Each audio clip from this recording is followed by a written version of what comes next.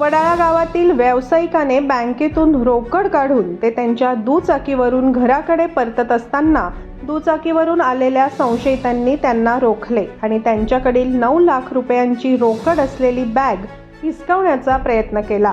परंतु व्यावसायिकाने प्रसंगावधान राखल्यामुळे संशयितांनी बॅग हिसकावताना ती खाली पडली. त्यामुळे संशयितांना पळ काढावा लागला. वडाळा रोडवर भर दिवसा ही घटना घडल्यामुळे शहरातील वाढत्या गुन्हेगारीला आळा घालण्याचे आव्हान शहर पोलिसांसमोर उभे राहिले आहे. हनीफ अफसर कुरेशी राहणार रहनुमा नगर वडाळा रोड यांच्या फिर्यादीनुसार त्यांचा डेअरी फार्मचा व्यवसाय आहे.